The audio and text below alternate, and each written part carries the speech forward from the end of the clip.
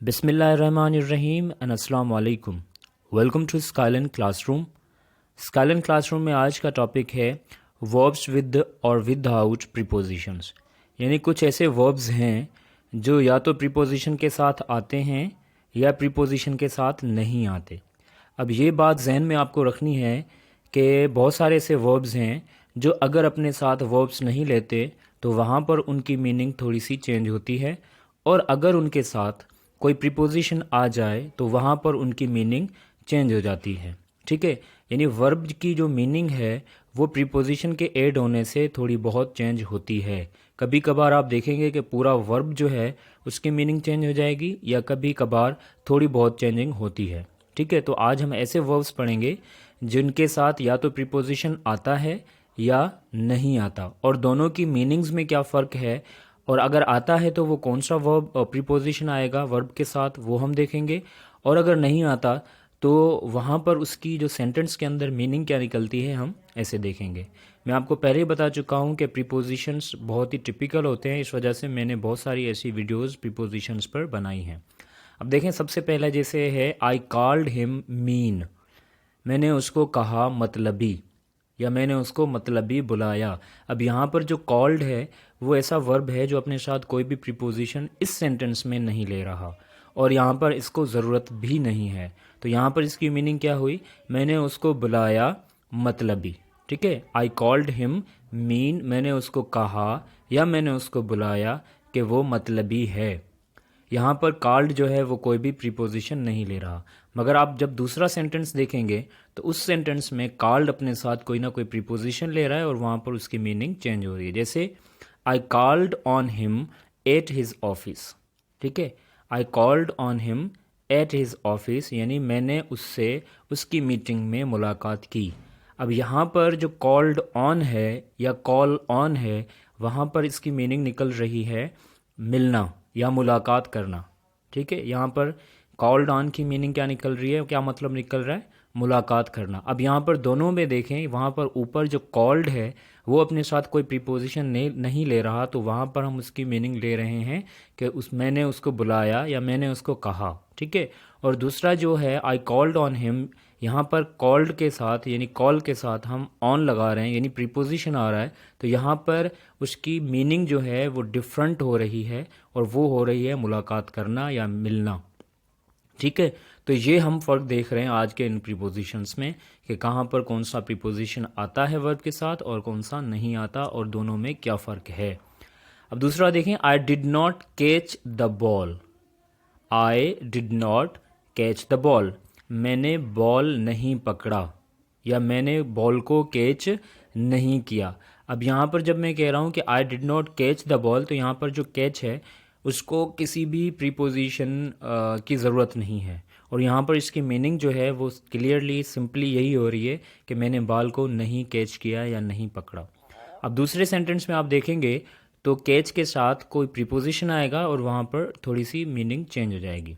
जैसे है a drowning man catches at a straw, यानी एक डूबते हुए आदमी को जो है तिनके का सहारा भी काफ़ी होता है। तो यहाँ पर कैचेज एट अ स्ट्रॉ, अब यहाँ पर कैच के साथ जो एट आ रहा है, यहाँ पर कैच एट का मतलब है सहारा।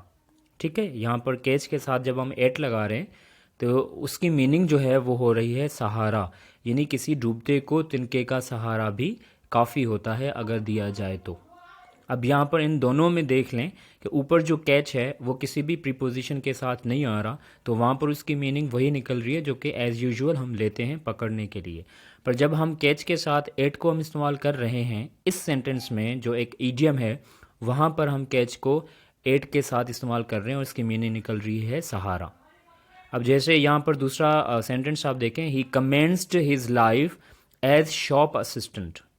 ही commenced his life as shop assistant, यानी उसने अपनी जो ज़िंदगी है उसकी शुरुआत की थी एक शॉप असिस्टेंट, यानी एक दुकानदार का जो असिस्टेंट होता है वहाँ से उसने शुरुआत की थी। तो यहाँ पर कमेंस्ड जो है वर्ब वो कोई भी प्रीपोजिशन अपने साथ नहीं ले रहा, और यहाँ पर मीनिंग इसकी निकल रही है शुरुआत। ठीक है, अब दूसरे सेंटेंस में हम देखेंगे कि अगर कमेंस्ड के साथ कोई प्रीपोजिशन आ रहा है या नहीं आ रहा। The proceedings commenced with recitation. ठीक है, जो प्रोसीडिंग्स थी, ये जो आगे मतलब मामला थे, वो शुरू हुए किसके साथ? रेसिटेशन के साथ, यानी तिलावत के साथ। किसी भी किस्म की तिलावत उन्होंने की और वहाँ से उनकी जो प्रोसीडिंग्स हैं, जो आगे मामलात होने थे, वो शुरू हुए। अब यहाँ पर कमेंस्ड के साथ हमने विद को इस्तेमाल किया। ठीक है, और वहाँ पर ऊपर उसकी ज़रूरत नहीं थी तो कमेंस्ड हिज लाइफ कर दिया, यानी डायरेक्ट ऑब्जेक्ट आ गया। कमेंस के साथ कोई भी प्रीपोजिशन हमने यूज़ नहीं किया। तो इसका मतलब ये हो रहा है कि जब आप कमेंस्ड को विदाउट प्रीपोजिशन इस्तेमाल करेंगे तो भी वो हो सकता है, और किसी प्रीपोजिशन के साथ इस्तेमाल करेंगे, पर ये डिपेंड करता है कि आप उसकी मीनिंग कैसे ले रहे हैं। जैसे यहाँ पर कमेंस्ड विद रेसिटेशन, शुरुआत हुई किससे? किसके साथ? रेसिटेशन के साथ। उसके बाद है have you counted the amount. Have you counted the amount, क्या आपने अमाउंट या पैसे गिने? अब यहाँ पर जो काउंट आ रहा है, वो जो इस्तेमाल हो रहा है काउंट, वो विदाउट एनी प्रीपोजिशन इस्तेमाल हो रहा है। ठीक है, और यहाँ पर इसकी मीनिंग निकल रही है काउंट की, वो ये है गिनने की। क्या तुमने गिने पैसे? तो यहाँ पर काउंट विदाउट प्रीपोजिशन इस्तेमाल हो रहा है और उसकी एज यूजुअल जो मीनिंग निकलती है हम वही ले रहे हैं कि क्या तुमने पैसे गिने या अमाउंट गिना। अब हम देखेंगे कि दूसरे सेंटेंस में अगर काउंट के साथ कोई प्रीपोजिशन आता है तो वहाँ पर वो कैसे आता है और उसकी मीनिंग में कौन सी चेंजिंग आती है। जैसे है I count upon your advice. I count upon your advice. अब यहाँ पर काउंट के साथ आप अपॉन को इस्तेमाल कर रहे हैं और इसकी जो मीनिंग है वो निकल रही है कि मैं डिपेंड करता हूँ। काउंट अपॉन यानी मैं डिपेंड करता हूँ आपकी एडवाइस पर, मुनहसर करता हूँ आपकी एडवाइस पर, आपकी सजेशन पर, आपकी सलाह या मशवरे पर। ठीक है, ठीक है जी। तो यहाँ पर काउंट अपॉन का मतलब है किसी पर डिपेंड करना। ठीक है, और ऊपर जो काउंट का मतलब है वो एज़ यूजुअल हमने लिया, काउंट को हमने एज ए गिनने के तौर पर इस्तेमाल किया। तो दोनों में ये फ़र्क हो रहा है, यानी एक वर्ब है जो प्रीपोजिशन के साथ अपनी मीनिंग चेंज कर रहा है, जैसे काउंट अपॉन मुनहसर होना, डिपेंड करना, और काउंट खाली है गिनना। उसके बाद है he deals Fairlie with everyone. He deals Fairlie with everyone. अब यहाँ पर डील के साथ हम विद को इस्तेमाल कर रहे हैं, यानी वो हर किसी के साथ अच्छा बर्ताव करता है। अच्छा बर्ताव करता है। यहाँ पर डील विद का मतलब है कि बर्ताव करना, किसी के साथ रवैया अख्तियार करना। ठीक है, अब यहाँ पर डील के साथ जो विद आ रहा है ये प्रीपोजिशन के साथ ही आ रहा है, पर यहाँ पर जो इसका प्रीपोजिशन डील विद आ रहा है वो इसकी मीनिंग दे रहा है रवैया रखना और बर्ताव करना। दूसरा सेंटेंस जब आप देखेंगे he deals in cotton and cloth. अब यहाँ पर डील के साथ हम इन को इस्तेमाल कर रहे हैं। He deals in cotton and cloth, यानी वो जो है डील करता है, यानी कारोबार करता है। किसका कारोबार करता है? कपास का और कपड़ों का। अब यहाँ पर डील इन का मतलब है कारोबार करना, व्यापार करना, ट्रेड करना, तिजारत करना।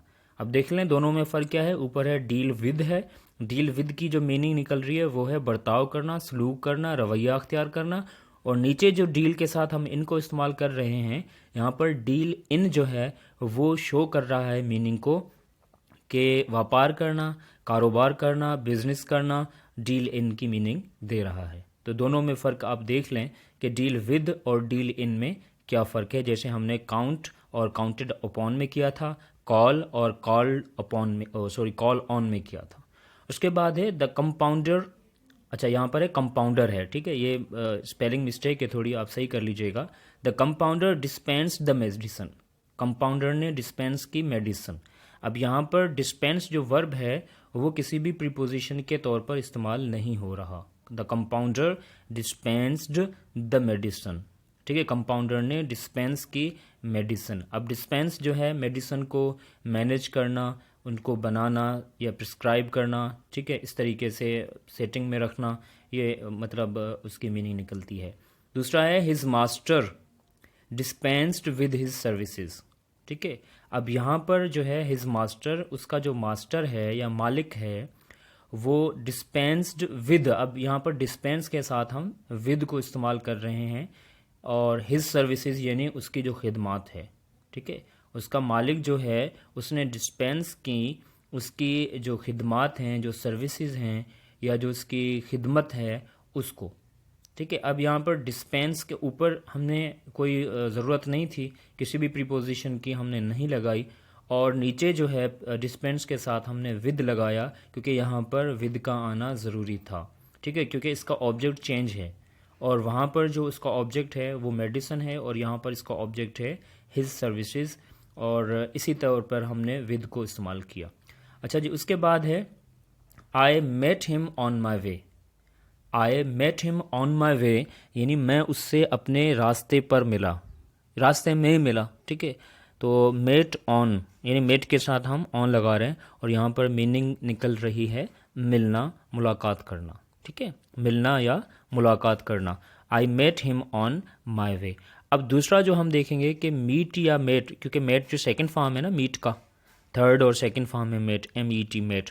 तो हम देखेंगे कि दूसरा जो अगर मीट या मेट इस्तेमाल होता है तो वहाँ पर उसकी मीनिंग प्रीपोजिशन के साथ क्या आती है। यहाँ पर ऑन के साथ है मिलना। अब देखें, my appeals for the funds met with poor response. मेरी अपील्स जो थी फंड के लिए यानी पैसे इकट्ठे करने के लिए, उनको बहुत ही कम रिस्पॉन्स, पुअर यानी बहुत ही कम रिस्पॉन्स या अच्छा रिस्पॉन्स नहीं मिला, बहुत कम रिस्पॉन्स मिला। अब यहाँ पर met with funds, my appeals for funds met with यानी वो मिली, किससे मिली, बहुत ही कम रिस्पॉन्स उनको मिला। अब यहाँ पर मेट विद का मतलब है मिलना। ठीक है, पर यहाँ पर मिलना एज ए आदमी नहीं, एक आदमी दूसरे आदमी से मिलना, ऐसे इसकी मीनिंग नहीं है।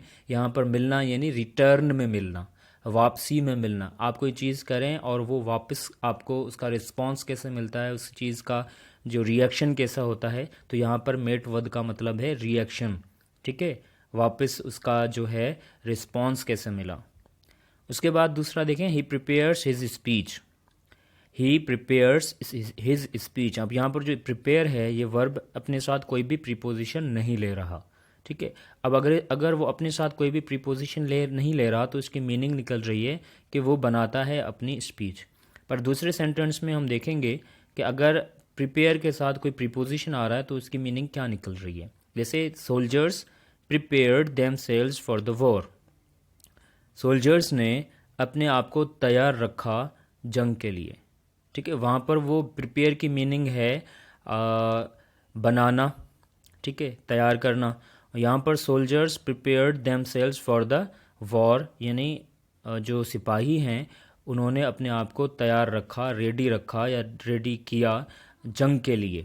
ठीक है, अब यहाँ पर ऑब्जेक्ट जो है वॉर है, इस वजह से हमें यहाँ पर फॉर लगाना था। अगर हम कहेंगे ना ऊपर वाले में ही प्रिपेयर्स फॉर हिज स्पीच तो गलत हो जाएगा, क्योंकि वहाँ पर जो इसका ऑब्जेक्ट है वो डायरेक्ट ऑब्जेक्ट है। ठीक है, और वहाँ पर किसी भी प्रीपोजिशन की हमें ज़रूरत नहीं थी। मगर दूसरा जो सेंटेंस है soldiers prepared themselves for the war, यहाँ पर हमें फॉर लगाना था क्योंकि यहाँ पर जो ऑब्जेक्ट है वहाँ पर वॉर है।